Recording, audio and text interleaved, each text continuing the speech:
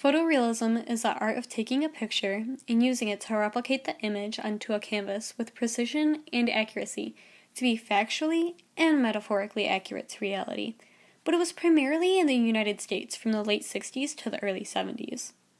Photorealists would mimic specific effects in the photograph for the aesthetic. Some of the effects that they would include were glare, motion blur,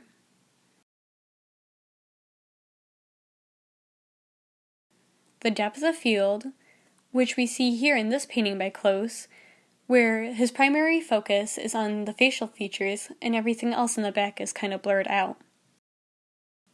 Chromatic aberration, and barrel distortion, which added a slight definition in bending. It's hard to see here, but if you pause the video, you can slightly see the bend in the painting.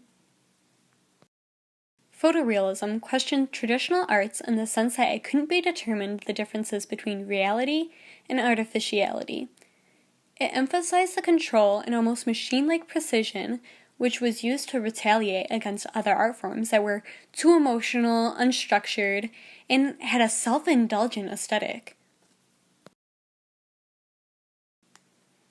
Meisel even stated about photorealists, they didn't drink, they didn't smoke, or do drugs. They were among the most stable people of any that I've ever seen, just making work that required stability and seriousness.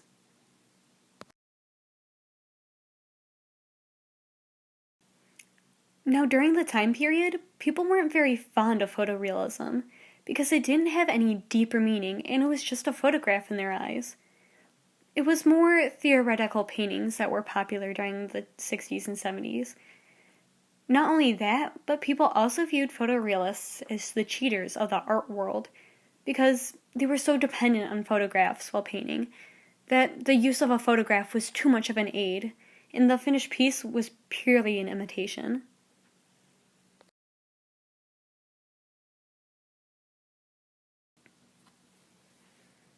So, think of it this way. World War II ended in the mid-40s.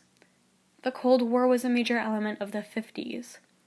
The so-called theme throughout the 60s was a great society. Vietnam War was occurring. People were fighting for civil rights. Nixon was president. The assassination of Kennedy. The prices of oil skyrocketed due to the oil embargo. Notice how many car paintings there are in this period? The whole Watergate scandal.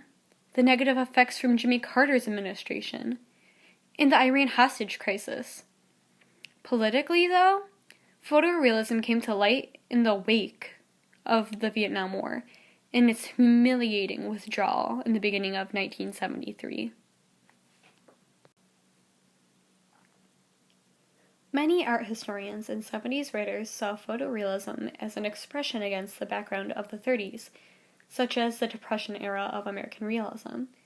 The fact that photorealism is framed by a series of events that led Americans to lose faith and confidence in their American government, as well as the influence of Marxism in the opposition to communism, is really the reason why we see so many depictions of post-war American landscapes highlighting the Vietnam War pessimisms, the struggle of the working class, and a big interest in machinery and industrial objects.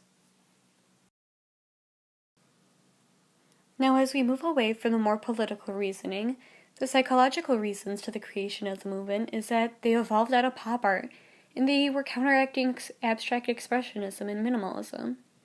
Photorealism wanted to bring back the meaning of art.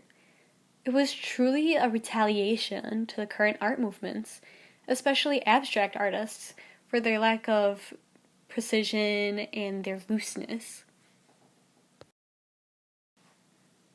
Photorealism came to light the same time conceptual art, pop art, and minimalism did, but they wanted to show a mix of what was real and what was not exactly there. Because of the photographs, rather than direct observation, it would show that what they actually observed wasn't skewed. Even though pop art is slightly a sister movement to photorealism, Due to the common aesthetic of photographic popular media during the era, photorealists often thought of pop art as superficial and just illustrative. Photorealists even criticized earlier Western realisms because they had deemed to be merely impressionistic. Louis Meisel, the world's most prominent collector and scholar of photorealism, was kind of like the backbone of it because he determined the 5 steps it took to becoming a photorealist. The first rule was the use of a camera in photographs to gather information. Second, the use of a mechanical or semi-mechanical means to transfer the information or photograph onto a canvas, like a slide projection or a grid transfer onto a photosensitized paper or a canvas. Third, you must have had exhibited work by 1972 to be considered a central photorealist. 4, you must have had the ability to make the finished work look photographic. And lastly, 5, you must have at least devoted 5 years to the development and exhibition of photorealism.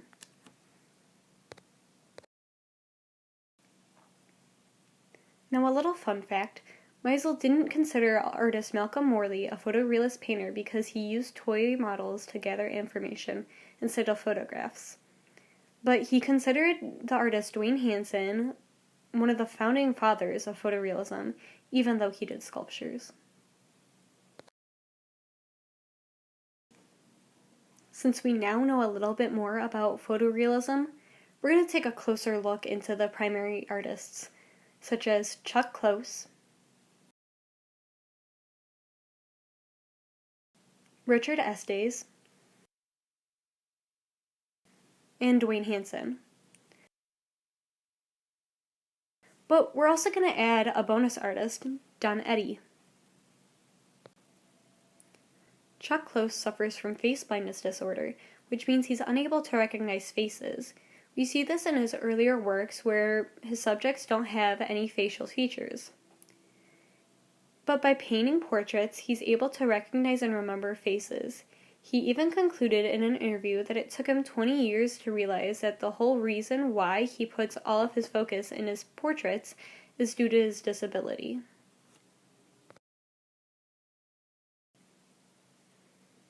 To explain the grading method we spoke of earlier, Close believed that his dependence on the grid was a metaphor for his analytical process, in which it suggested that the painting as a whole is more than just a sum of all of its parts.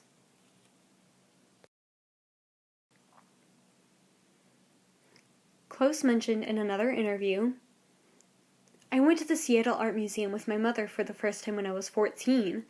I saw this Jackson Pollock drip painting with aluminum paint, tar, gravel, and all that stuff. I was absolutely outraged, disturbed. It was so far removed from what I thought art was." This quote actually gives us a little bit of insight of what photorealists really meant by bringing back the meaning of art. Next up, we have Estes. Now, his paintings weren't all that based off of one photograph, but they were actually based off of multiple photographs where he would move elements around to strengthen the composition and to control the visual effects. In fact, viewers had a hard time trying to match his paintings with actual locations. They often discovered surprising inconsistencies between his paintings and what was actually there. This was really due to his split-screen-like theme, where it made the end result appear like you were looking at almost 2 different paintings. Now, Estes wouldn't include things like glitter or snow into his pieces, because he believed that it would distract the viewer way too much from the buildings and his main focus. No, I get it. Photorealism is supposed to be about paintings and all that, right? Well, Dwayne Hansen was actually a sculpture artist in photorealism. The typical process would be to take 1 to 40 plus photographs to capture the purity and the essence of their subject. Then to begin painting, they would project the image onto a canvas to capture the color and light and how it would reflect off of certain elements. But Hansen did things differently. Hansen would start off by taking a Polaroid photo of the model posing as relaxed as possible so he could capture everything naturally. Then he would cover the model with a fast-setting silicone, and then after the mold was cut off, he would fill it with a liquid polyester and a resin reinforced with fiberglass. Then after that was set, he would solder the seams and smooth out any flaws. The sculptures really had to be made in separate pieces in order for everything to set properly. But when he put it together, he liked to work from the feet up so he could get the positioning perfect. The sculptures are made out of fiberglass to make the revealed skin look as realistic as possible, with veins, blemishes, and all. Hansen doesn't have many of his earlier pieces because he destroyed them all so he could be better known for what he calls his mature style. His original pieces were considered to be more violent statement pieces, and then he moved into basic, boring, everyday subjects for a satirical effect. Two examples from his earlier style are Abortion, which was a statement piece about backroom procedures, and Policeman and Rioter, which is a statement piece about the Detroit riots of '67. Finally, our bonus artist, Don Eddy. He wasn't one of the more mechanical artists, but as a child, Eddy worked at his father's auto shop, where he would mix paints and match the exact color of the car. This ended up helping him while painting his pieces, where he would eyeball the photograph and then mix his paint. He still has and uses the same tool that he used as a child, like shown here. Estes didn't even like using a projector for outlining or getting the image down, so instead he would map it out on the canvas himself. To gather his information, he would take over 40 pictures just to ensure he would get the sharpest and the most clearest products as possible. He is known to be one of the more respected artists in photorealism for his techniques. At the end of it all, photorealism has fed into hyperrealism, but there's still a difference between hyperrealism and photorealism. Hyperrealism is more than just a technique. It adds emotion and more focus on social and political messages, where photorealists would distance themselves far away from all of that. And just as a little bonus for you guys, I'm going to list my two most favorite hyperrealist artists.